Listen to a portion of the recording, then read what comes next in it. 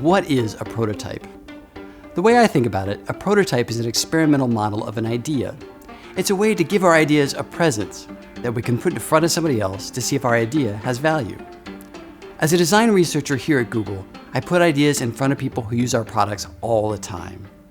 Is your idea ready to be put in front of people? Yes. In fact, in this video series, we'll share with you several types of prototyping methods that you can use to get your ideas in front of people as soon as possible. Now, how will you know when it's right to show your idea to someone else? The fidelity of your prototype should match the fidelity of your thinking. So don't be afraid to share your prototypes early and often to get feedback to guide your next product design decision. So we put together a series of 3 videos to introduce you to various techniques we use at Google.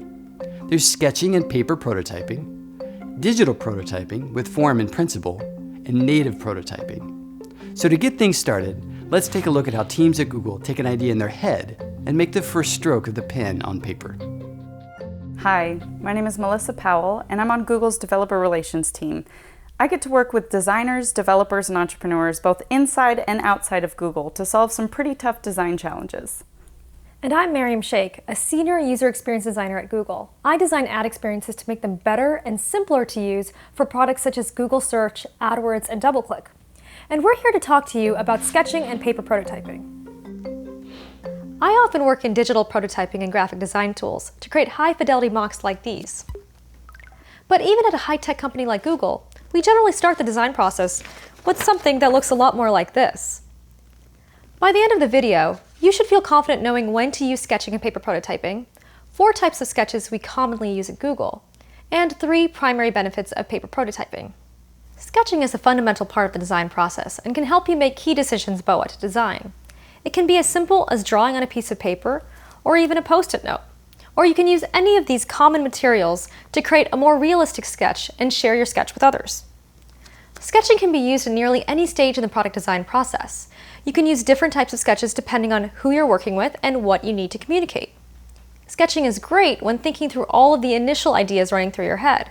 You can sketch to outline the steps in a user flow, explore a variety of layouts, and to show the basic app structure, or what we commonly call a wireframe.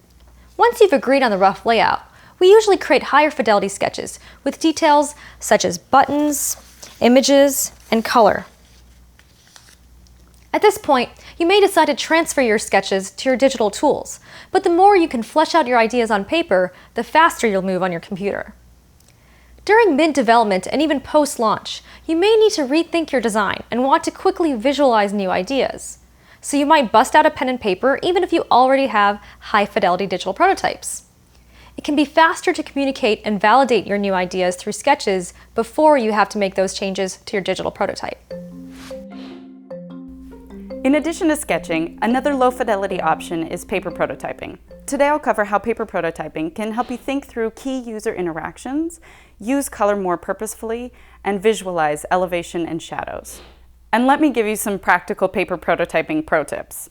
As you can see with the sketch that Mariam created, it's easy to visualize the user flow, but it's a little bit more difficult to understand the user interactions between the screens. You can use your paper prototype to simulate interactions. For example, if we look over here, I've pre-created some paper prototypes, and we can explore what happens when I click on an individual button. Here we have the floating action button or the quantity, and we can actually have it drop down. And see what happens when a new screen appears and we're looking at the checkout cart. We can also select the address and a pop-up window will appear. To avoid carrying around your paper prototype from meeting to meeting, record these interactions with your phone. Or you can create an animated GIF by taking a few stills and throwing it into Google Photos' Auto Awesome feature. It's just easier to share your ideas with people that way. Another pro tip is to print out existing screens. Instead of redrawing all the common elements over and over, the goal here isn't to test your arts and crafts skills, but to explore the interactions and natural transitions between the screens. And since we're working with paper, you can also explore different principles of material design, such as color, elevation, and shadows. Material design is Google's visual design language that synthesizes classic principles of good design with the innovation and possibility of technology.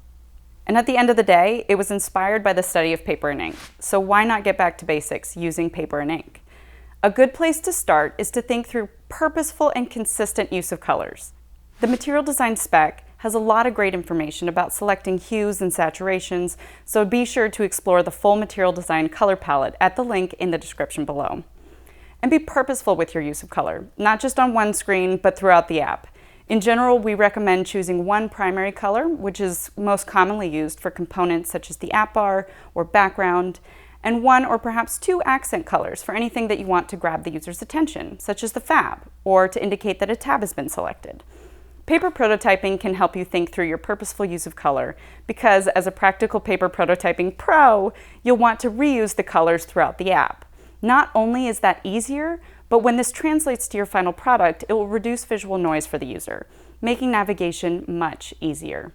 And because we're working with physical materials, be sure to make note of how the layers form shadows. Of course, we have the x-axis and the y-axis.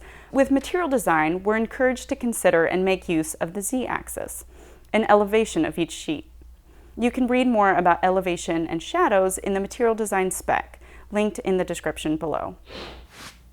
As you saw, you can use different types of sketching throughout the product design cycle to help you visualize and communicate your ideas in a lightweight fashion with user flows, rapid sketches of many layout options, wireframes, and detailed sketches with images and text.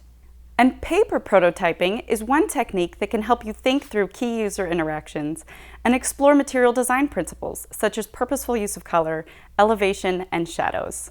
Now that you've visualized your ideas on paper, you can shop them around with your teammates or users to validate your assumptions and make smarter design decisions. You can translate your sketches into higher fidelity digital mocks to build a robust prototype. To learn about making a digital prototype, check out the next video in this series.